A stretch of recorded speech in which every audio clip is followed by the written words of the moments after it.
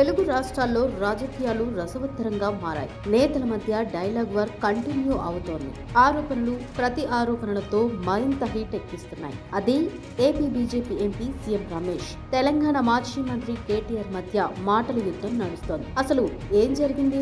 కంచ గచ్చబౌలి అటవీ భూములను తాకట్టు పెట్టేందుకు సహకరించిన బీజేపీ ఎంపీ సీఎం రమేష్ కు కాంగ్రెస్ సీఎం రేవంత్ రెడ్డి 1665 కోట్ల కాంట్రాక్టు కట్టబెట్టారని కేటీఆర్ ఆరోపించారు.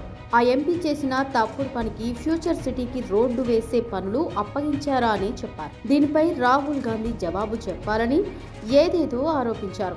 ఎఫ్ఆర్ఎంబీ పరిధిలోకి రాకుండా ప్రభుత్వానికి రుణం ఇప్పిస్తారని సీఎం రమేష్ హామీ ఇచ్చినట్లు ఆరోపించారు. సీఎం రమేష్ అనే ఒక బీజేపీ ఎంపీ, ఆయనకు నిన్న ఈ ముఖ్యమంత్రి రేవంత్ రెడ్డి గారు ఆ లుచ్చా పనిలో కంచె గచ్చిబౌలి భూములను తాకట్టు పెట్టే లుచ్చా పనిలో సహకరించినందుకు ఆయనకు నిన్న 1665 కోట్ల కాంట్రాక్టు ఫ్యూచర్ సిటీ అట. ఎవరి ఫ్యూచర్ కోసం నాకైతే తెలియదు. కాంగ్రెస్ ప్రభుత్వంలో రాహుల్ గాంధీ గారు కళ్ళు మూసుకున్నావా పండుకున్నావా? 1665 కోట్ల కాంట్రాక్టు ఒక బీజేపీ ఎంపీ ఆంధ్ర ప్రాంతానికి సంబంధించిన ఎంపీకి వస్తుంటే నీవెందుకు స్పందిస్తలేవు? బీజేపీ ఎందుకు స్పందిస్తలేదు? మీ ఇద్దరి మధ్యన ఉన్న లోతైన అండర్స్టాండింగ్ ఏంది అని నేను అడుగుతున్నాను. కేటీఆర్ వ్యాఖ్యలకు సీఎం రమేష్ స్పందించారు. కేటీఆర్ పలు ప్రశ్నలు సంధించారు. ప్రభుత్వం ఏదైనా కాంట్రాక్ట్ ఇచ్చేటప్పుడు ఎటువంటి నియమ నిబంధనలు పాటిస్తారో 10 ఏళ్లు మంత్రిగా పనిచేసినా మీకు తెలియదా? అసలు ఆ కంపెనీతో నాకు సంబంధమే లేదన్నారు. సిరిసిల్లలో మొదటిసారి ఎలా గెలిచావో గుర్తు లేదా అని ప్రశ్నించారు సీఎం రమేష్. కవిత జైలులో ఉన్నప్పుడు తన ఇంటికి కేటీఆర్ వచ్చాడని, లిక్కర్ కేసు నుంచి కవితను బయటకు తీసుకొస్తే బీఆర్ఎస్ ను బీజేపీలో విలీనం చేస్తానని ప్రపోజల్ చేశారని కూడా ఆరోపించారు. మేము బీఆర్ఎస్ పార్టీ దేనికైనా సిద్ధం.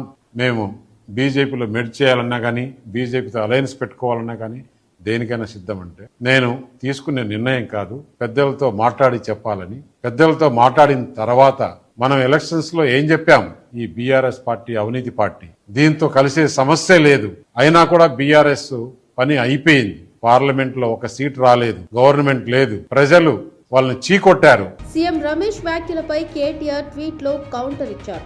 MP CM Ramesh, CM Revanth ఇద్దరు కలిసి వస్తే హెచ్సియు 10,000 కోట్ల స్కామ్ పైన ఫ్యూచర్ సిటీలో ఇచ్చిన 1660 కోట్ల రోడ్ కాంట్రాక్ట్ స్కామ్ పై రెండింటిపైన కలిసి చర్చకు తాను సిద్ధమన్నారు. సీఎం రేవంత్, సీఎం రమేష్ ఇద్దరి భాగోతం తాను బయట పెట్టడంతో కుడితిలో పడిన ఎలుకలా ఇద్దరు కొట్టుకుంటున్నారని ఎద్దేవా చేశారు. హెచ్సియు భూములు తాకట్టు పెట్టి 10,000 కోట్లు దోచుకున్న పనికి సహకరించినందుకు ఒక రోడ్డును క్రియేట్ చేశారని అన్నారు. దొంగతనం బయటపడటంతో అటెన్షన్ డైవర్షన్ కోసం పనికిరాని కథలు చెబుతున్నారని అన్నారు. తెలంగాణ ప్రజల కోసం పుట్టిన పార్టీ, తెలంగాణ ప్రజల కోసం పోరాడే పార్టీ ఇప్పుడే కాదు, ఎప్పటికీ ఏ పార్టీలో విలీనమయ్యే ప్రసక్తి లేదని తెలంగాణ ప్రజలకు తెలుసునని కేటీఆర్ స్పష్టం చేశారు. కేటీఆర్ వ్యాఖ్యలకు సీఎం రమేష్ ఎలా స్పందిస్తారో చూడాలి. అయితే సీఎం రమేష్ వ్యాఖ్యలకు కేటీఆర్ కూడా సమాధానం చెప్పాల్సి ఉంది.